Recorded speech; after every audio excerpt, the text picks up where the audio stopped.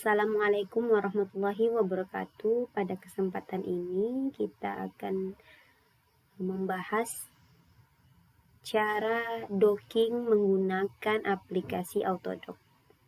Yang perlu disiapkan yang pertama, saran saya yaitu gunakan mouse untuk mempermudah dalam proses pengerjaan docking. Apa saja yang harus diinstal sebelum melakukan docking menggunakan Autodock? Yang pertama yaitu tentunya aplikasi Autodock Tools-nya yang ini. Lalu aplikasi BioVia Discovery Visualizer yang ini. Lalu aplikasi ChainRaw yang ini. Nah, setelah ketiga aplikasi itu diinstal, baru dapat kita mulai pengerjaan dockingnya.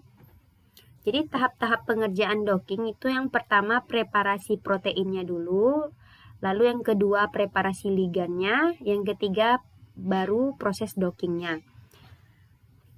Pertama, kita harus tentukan dulu protein apa yang akan kita jadikan reseptornya.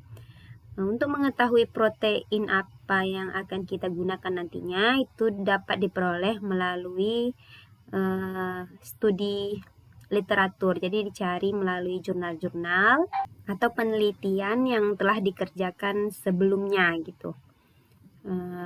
Kemudian setelah kita tahu nanti reseptor apa yang akan kita gunakan atau protein apa yang akan kita gunakan, protein tersebut bisa kita cari di protein data bank. Jadi kita cari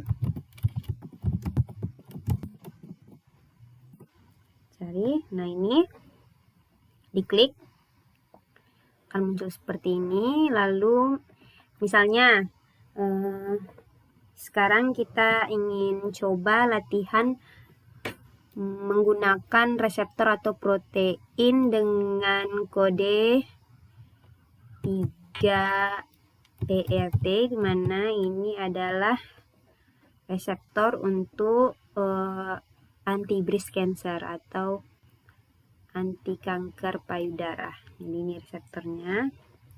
Nah, untuk mencari reseptor yang baik, pastikan resolusinya itu di bawah 2,5 angstrom.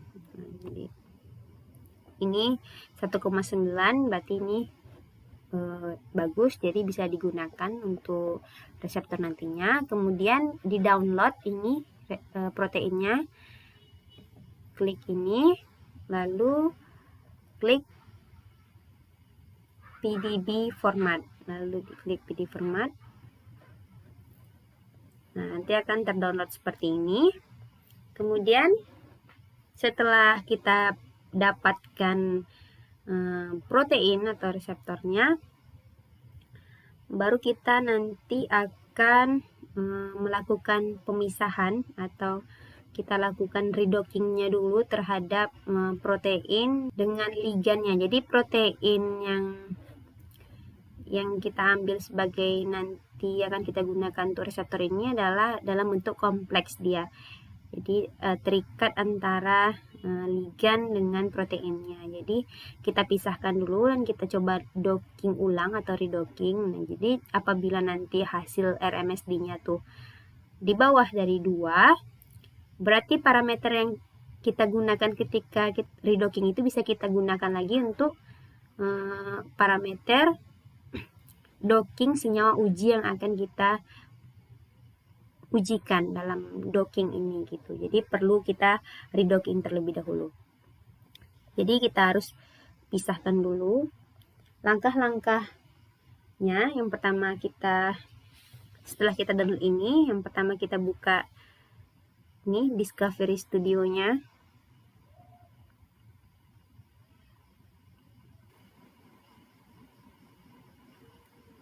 Kemudian kita buka file yang kita download tadi, file reseptor atau file protein yang kita download tadi.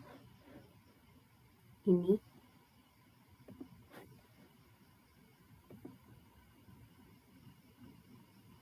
Nah, kemudian kita ganti dulu layar belakangnya.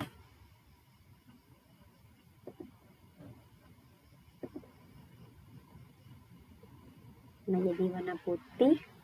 Nah, ini ada bintik-bintik merah ini, itu adalah molekul airnya. Jadi sebelum kita pisahkan, kita harus bersihkan dulu molekul airnya agar tidak mempengaruhi hasil docking kita nanti. Jadi caranya, klik.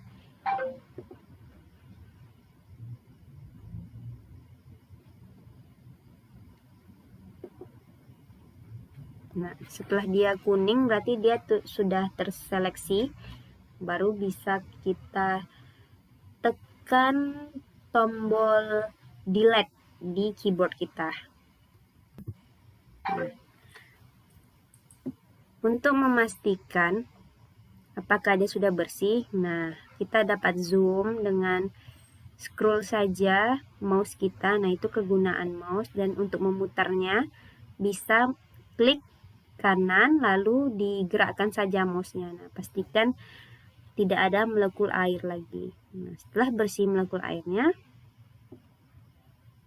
baru kita pisahkan. Yang pertama, klik script. Kita pisahkan ligan dengan reseptornya. Kita mau ambil proteinnya dulu, jadi ligannya kita blok tadi. Lalu setelah dia ligannya kuning seperti ini, klik Ctrl X di keyboard. Nah, lalu seperti ini, baru di save as saja langsung. Berarti kan ligannya sudah hilang.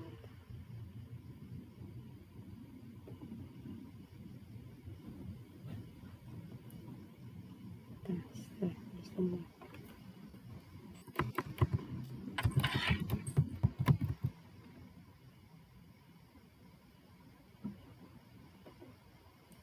Formatnya protein data bank file. Oke, di save. Nah, setelah itu kita save lagi ligannya tadi yang udah kita pisahkan. Kita blok dulu ini dengan reseptornya dengan cara klik script selection. Kita hapus ini tombol delete di keyboard, lalu kita Ctrl V untuk memunculkan ligannya tadi. Ini ligannya. Oke, kita save as lagi.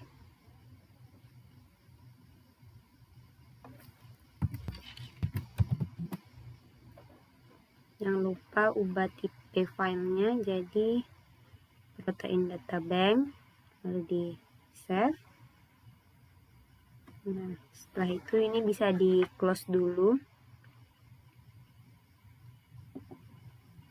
Kita masuk ke tahapan preparasi ligan dan reseptornya. Klik Autodock Tools-nya, ini klik 2 kali, nanti akan muncul layar seperti ini. Setelah diklik, ligan, input, open, dimana kita menyimpannya tadi, menyimpan data. Nah, ini saya simpan di sini. Ini tidak muncul, jadi kita ubah ke dalam bentuk all files. Nah, setelah itu kita klik file ligannya, kita open. Nah, berarti kita sekarang sedang preparasi ligannya. Ini adalah informasinya saja, jadi ini di-oke-kan saja.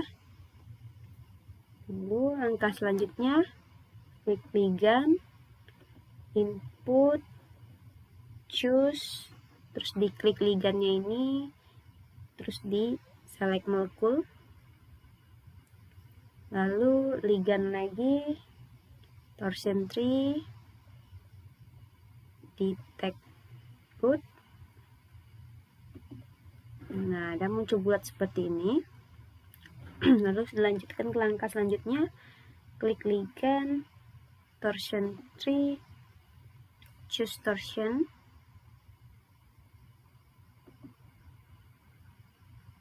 Nah, ini cuma informasinya saja. Tadi kan udah informasi di awal kan ada tadi 8 kan. Jadi 8 di sini juga diberitahu. Kalau sudah seperti ini di done saja. Lalu klik lagi ligan torsion tree, set number of torsion. Nah, tadi 8, sekarang 8 juga, udah cocok di sini saja. Lalu ligan aromatic carbon, aromaticity reduction. Kalau sudah 7,5 berarti sudah oke, diokekan saja. Lalu klik lagi ligan output, kita save as dalam bentuk PDBQT.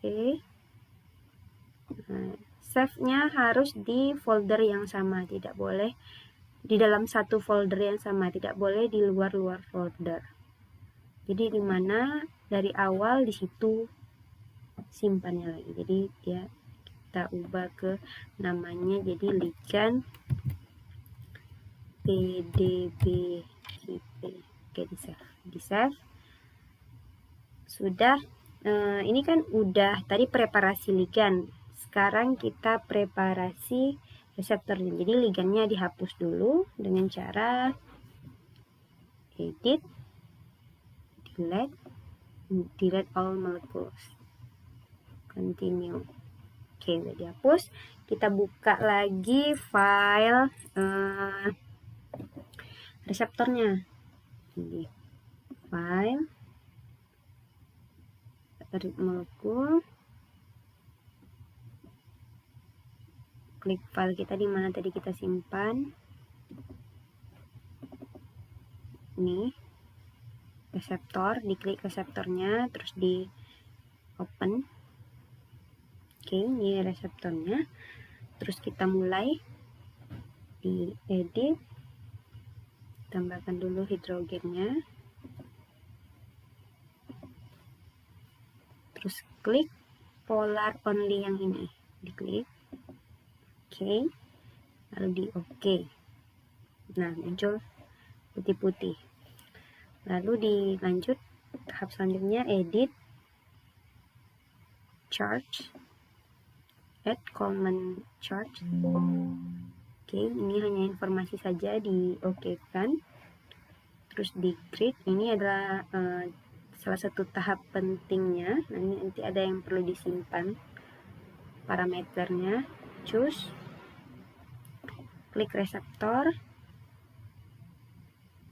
baru di select molekul. Nah, oke. Ini adalah penyimpanannya. Simpan lagi di folder yang sama, jangan sampai berbeda folder. Nah, namanya harus diubah. Tadi kan udah ada nama reseptor, jadi ditambah PDB gitu. Karena nanti kalau tidak ditambahkan nama PDBQT ini, nanti dia akan di replace saja yang nama reseptornya yang tadi, jadi hilang jadinya. Jangan lupa tipe filenya harus PDBQT juga, lalu di save. Nah, udah. Lalu kita masuk ke tahap pengaturan situs aktifnya. Ini udah selesai preparasi reseptornya, jadi kita lanjut ke tahap pengaturan situs aktifnya. Jadi caranya yang pertama, grid, set map type, open ligan. Oke, cari ligan yang dibuka di sini adalah ligan yang sudah kita preparasi, jadi yang dalam bentuk PDBQT yang ini. Oke, ligan. Oke, grid, set map type, choose ligan, lalu diklik dulu ligannya ini, lalu di select ligan. Oke, ini. Nah, ini maksud saya yang penting tadi. Grid box. Oke. Ini informasi ini perlu nanti disimpan. Pertama dulu klik center on ligand dulu. Nah, jadi ini disesuaikan di dekat senternya itu di dekat ligandnya. Lalu di save di file output ini. Nah, nanti di save dulu, ini parameter nanti digunakan untuk menguji senyawa uji kita. Jadi di grid box. Oke. Di save. Nah, nanti sintetisnya di file. Setelah di save tadi baru lanjut. Oke, ini sudah. Lalu di save lagi, output save GPF.